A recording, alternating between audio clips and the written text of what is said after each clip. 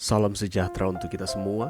Pelajaran Sekolah Sahabat dengan tema utama 3 Pekabaran Kosmis. Pelajaran keempat, takutlah akan Allah dan muliakanlah Dia.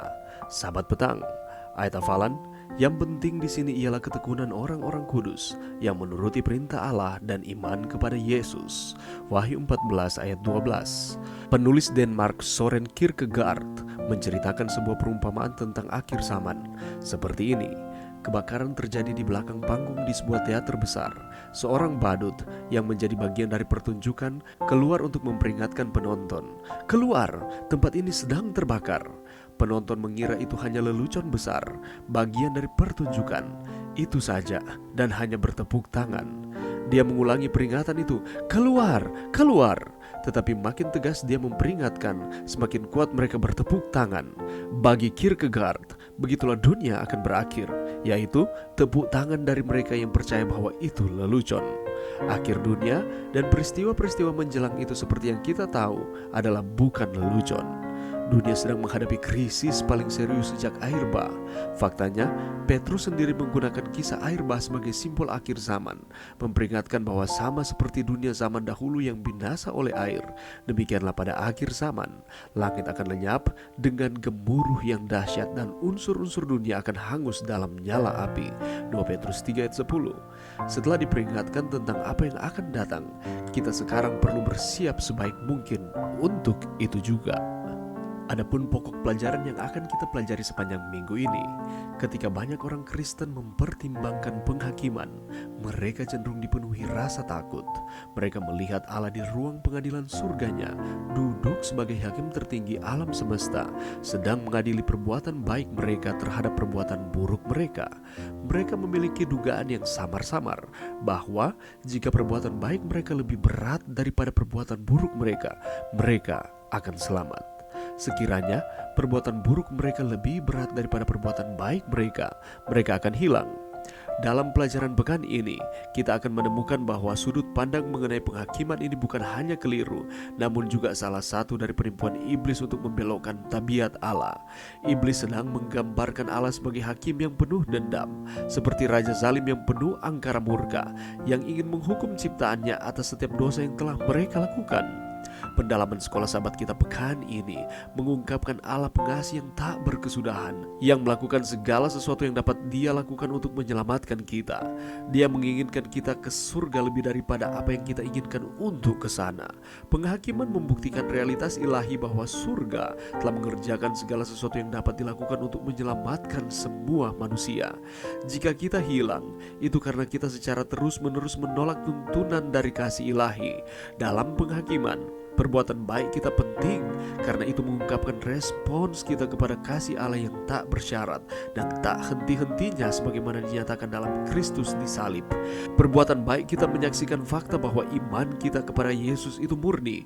Pengakuan kita tentang apa yang Yesus telah lakukan, sedang melakukan, dan akan terus Yesus lakukan menuntun kita agar kita rindu melayani Dia selama-lamanya. Sepanjang minggu ini kita kembali akan mempelajari suatu pelajaran yang penting untuk pertumbuhan kerohanian kita, di mana kita akan mempelajari bersama mengenai takut akan Allah dan muliakanlah Dia. Di dalam Wahyu pasal 14 dan 12 di sana dikatakan bahwa ketekunan orang-orang kudus yang menuruti perintah Allah dan iman kepada Yesus. Di dalam pelajaran kita ini kita akan mempelajari mengenai apa maksudnya takut akan Allah. Takut yang seperti apa yang dimaksudkan oleh Tuhan di dalam konteks Wahyu pasal 14 ayatnya yang ke-7 ini.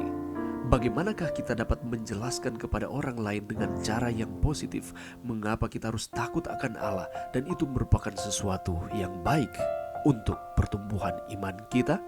Dan selain kita akan mencari tahu mengenai takut akan Allah, kita juga akan melihat setelah takut akan Allah, kita harus menaati Allah. Dalam hal apakah kita harus menaati Tuhan? Mengapa hasil dari takut akan Allah ialah menaati Tuhan di dalam kehidupan kita? Dan jangan pernah melupakan bahwa kita harus menjalani kehidupan yang berpusat kepada Allah. Pertanyaannya adalah bagaimanakah caranya kita dapat menjalani kehidupan kita di dunia ini yang penuh dengan tantangan, godaan, cobaan silih berganti supaya kita tetap berpusat kepada Allah. Apakah langkah-langkah yang harus kita lakukan supaya mata iman kita tertuju hanya kepada Tuhan? Dan setelah itu kita harus memuliakan Allah. Bagaimanakah caranya supaya kita dapat memuliakan Tuhan di dalam kehidupan kita?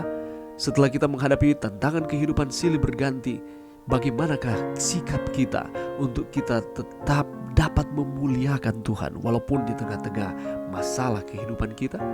Kalau kita membaca di dalam Roma 12 ayat 1 dan 2, ada permintaan yang Rasul Paulus inginkan supaya baik umat-umat percaya di Roma pada waktu itu, demikian pula dengan kita pada saat ini, untuk dapat memilih totalitas pilihan kehidupan kita.